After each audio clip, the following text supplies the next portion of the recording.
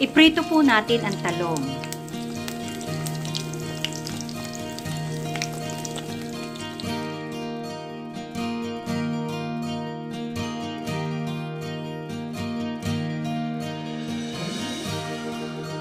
Ito po ang mga sahog ng binagoongang talong. Para din po itong binagoongang baboy, pero dahil nga po sa tipidity tayo, ay kailangan pong baguhin natin ang ating mga sahog. Kundi, palitan po natin ng talong. Ito po ay napakadali at napakasarap. Bagoong alamang, yan po ay drain at nahugasan na bawang, sibuyas, green onions. Siyempre, optional po yan. Yan po ay siling haba na pangsigang. Ang liempo po na konti lang, tinanggal po natin ang taba para po panggisa. Mamantikain po natin para mas masarap. At kamatis. Ito po yung talong na ipinrito ko kanina. So, basically, ito lang po. Ito lang pong mga ito. Pero ito po, dalawang ito po ay optional. Kung gusto mo nyo ng maanghang, okay po. Kung gusto nyo po ng may baboy, na liempo, ay okay lang po. Nasa inyo po yon. Maglagay po tayo ng mantika na bahagya. At pagmantikain po natin ang ating pong liempo.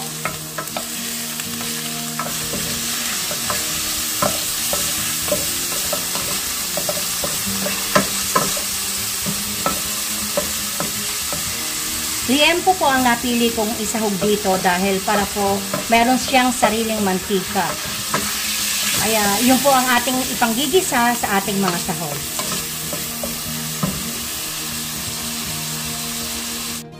Marami po na nagagawa na menu ang bagoong.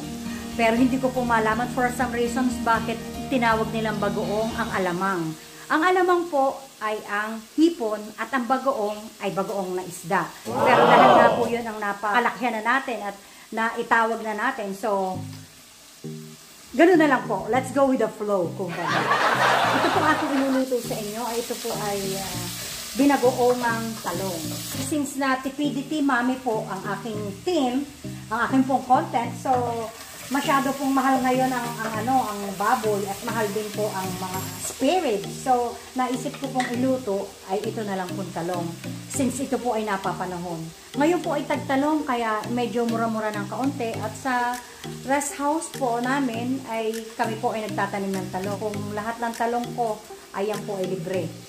So, ang mga niluluto ko po ngayon so far ay libre po at galing po sa aming taniman. Kaya kung may maliit po kayong mga yard, meron po kayong maliit na mga lupa sa harapan o sa unahan, magtanim po tayo ng mga talong, mga kamatis, para po sa mga panahon na ganito, na pandemya at medyo mahirap ang mamahal po, ang mahal ng mga gulay, ay at least ay may makukuha tayo parang kumbagay kainin sa araw-araw.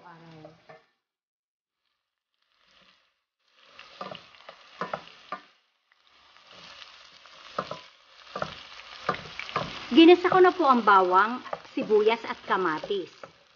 So, ito na po siya.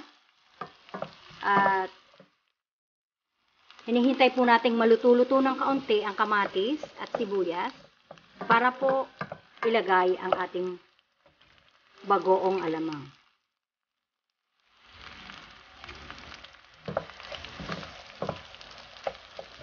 Ito po.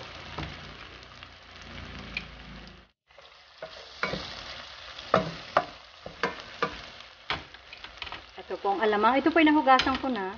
At gaya po ng nasabi ko kanina, ito po ay aking sinala para mawala po yung kanyang alat. So, ganyan lang po. At lalagyan po natin siya ng paminta.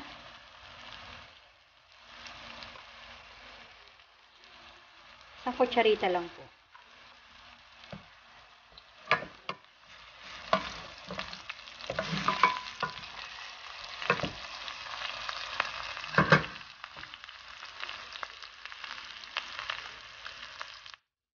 Para po mabalance ang ating alat ng bagoong alamang, ay lagyan po natin siya ng 1 tablespoon na asukal. Yan po ay pambalance ng alat.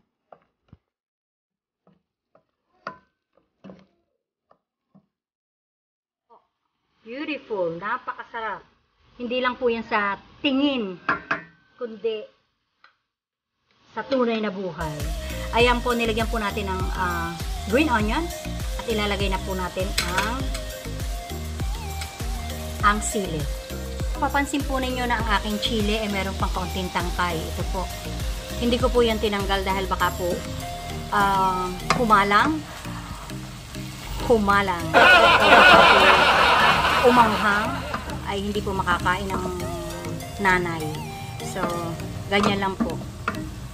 At kami lang po naman ang nakain ng chili. So, ito na po. Na beautiful, napakasarap. Ayan po. Ang papakatihin po natin ng konti-konti. At yan na po. Ito na po ang ating binagoongan na ito na po ang finished product natin. At ping, ping, ping, ping, ping, ping, ping, ping. Ayan na po.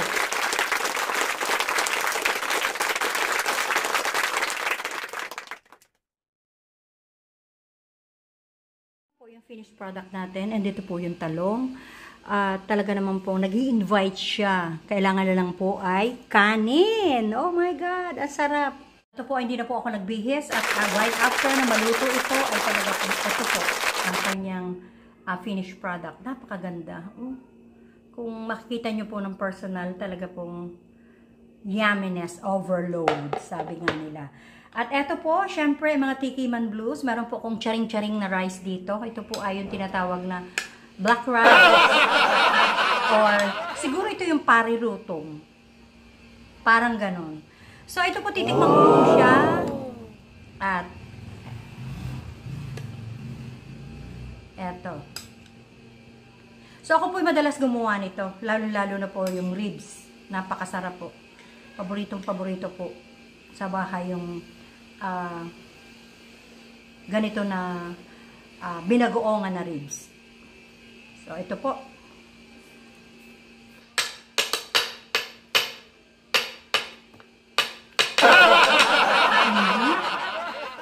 Alam nyo na, pag tumuktok akong ganon, di ba? So, kidding aside, napakasarap po.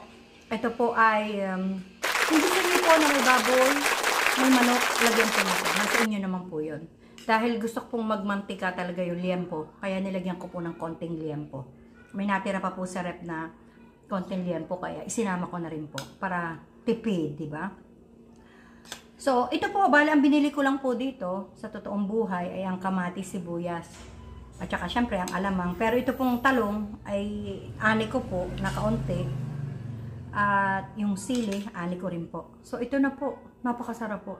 So mga mama si out there, ito po ang inyong luto. Pwera po karne, okay lang po yung. Napakasarap po. So, sa panahon po ngayon, meron pa rin pong pandemic. Isip-isip pa rin po tayo ng mga mailuluto na mga mura. Na hindi naman po masyadong nagsasuffer ang ating mga pamilya na, ayan na naman, oh, ganun na naman, sardinas na naman, mga families naman, ang ating bibigyan ng twist, okay? So, mga mamshi, mga papsi, ito po i-try ninyo sa bahay. Napakasarap. Pwede pong pambaon, pwede din pong ano. At ito po ay kung gusto nyo na tumagal ng medyo matagal, lagyan po natin kaunting suka. Konti-konti lang. At pakuluan po natin. Para tumagal po. Kasi meron po siyang kamatis eh. Medyo sensitive.